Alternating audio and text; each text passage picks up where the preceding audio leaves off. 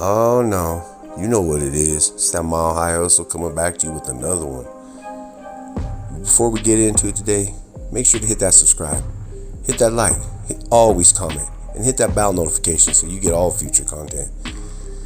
And before we get into it, just want to let you know, thank you for rocking with the channel.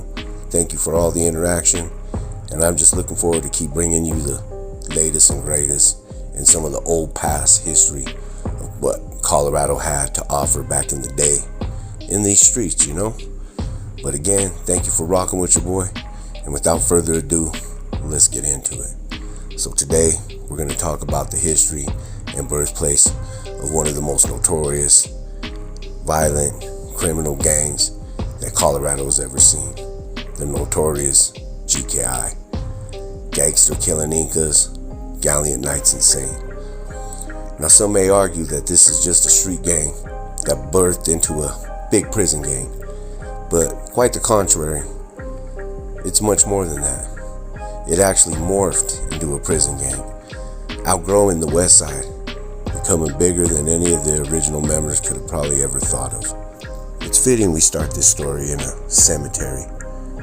I wonder how many lives have been lost, how many have been claimed in these streets for this ideology that we've all fell victim to. As I drive through this cemetery here, I look at some of these young boys' graves, forever 21, 20, 19, 18, as low as 15. Life done before it actually got started. And this is where the story starts. You know, every inferno and blaze has a flashpoint. And I believe it started right around here. And even though the GKI predates this murder, this is where it really kicked off. The murder of Randy Ozzie in 1991 was one of the main kickoff points, where they killed one of the highest ranking members of the Inca Boys, thus proving their name. And about a year later, another one, Tex. And as they moved their way up from the Youth Offender Services, Gilliam, Lookout Mountain and whatnot, they graduated to a bigger school, the Colorado Department of Corrections. And once inside the walls of the DOC, their agenda spread like wildfire, thus outgrowing the West Side and making one of the biggest prison gangs in the Colorado state history, with numbers only rivaled by the Colorado Sureños or Su 13. The GKI, not to be outnumbered or outdone by anyone, always made a claim and stake for almost any yard that I've been on, with always making their presence felt and knowing some of the top members known as Jimbo Valenzuela, Mike Valenzuela, Tom Ninja Cervantes, Big Billy Hankins, and Phil Fee Durant, some of the original ranking members. And although some news reports claim that Jimmy Valenzuela and his brothers Mike Valenzuela and Tim Valenzuela started the GKI, I believe it was more a collective of all of the members I spoke about just a minute ago starting it. But I don't think any of them realized what of a blaze this would set into, or an inferno, causing fire, striking of violence across, hoods all over Denver, as well as a lot of the yards on the DOC. I've never met a G that wasn't down for his, wasn't willing to kick up dust, or wasn't down for a fade in any kind of way. One of the most respected and feared STGs on the DOC yard is the GKIs, make no mistake about it.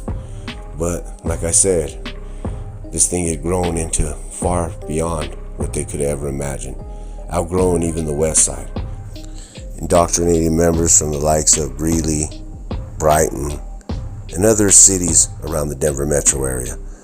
Not just open to the West Side, but G's from all over. I've even met G's that claim they were North Side G's, South Side G's. And, they held their own. Now, some in this prison genre might say, they're a dropout gang. But it's not that easy to just drop out here in Colorado.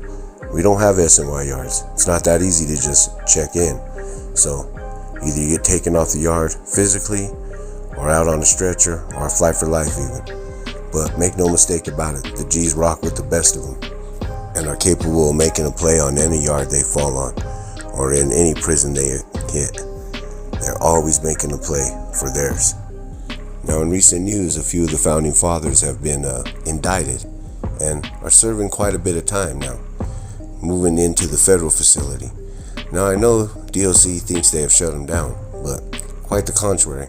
I have no doubt that they're still spreading their agenda, and they're reaching way outside the walls of Colorado at this point.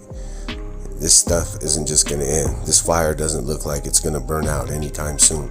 The G's have been on the block for quite a minute and don't look like they're going to relinquish their spot anytime soon.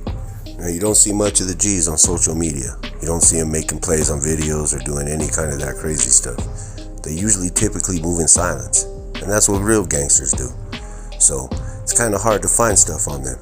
So I thought I'd do this one just to introduce you to the G's and, let you know how they get down.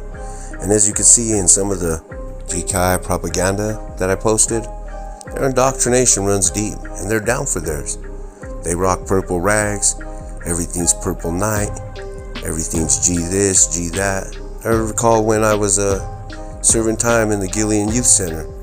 First time I ever met a G, his name was Grimace, and everything was G this and G that and get gack G. He replaced all the letters with a G, everything always starting with a G. So we're talking about 31 years this time that I met this G. So they've been around for quite a time, let me tell you. And even though the local media only claims them to be about 15 years in the game, the facts are they're closer to 40 years in the game. Like, the G was formerly the LaPan Boys. So those of you that don't know, let me put you on game. The LaPan Boys were formed in the Lincoln Projects off of 9th and LaPan. Not a place you'd want to be at night. Even cops had a fear going in this place in the nights, the wee hour mornings, as there was only one way to drive in and one way to drive back out. Cops were even shot at, sometimes responding to disturbances there, Now, I've had a lot of close dealings with GKIs. I have some family members that are GKIs, nephews, cousins, and did quite a bit of time with some of them.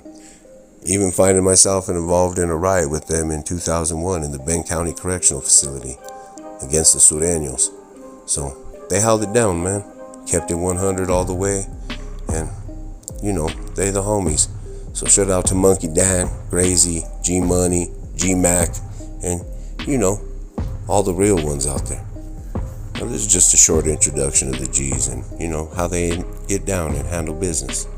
But the real story here is how many more are we going to lose to these streets?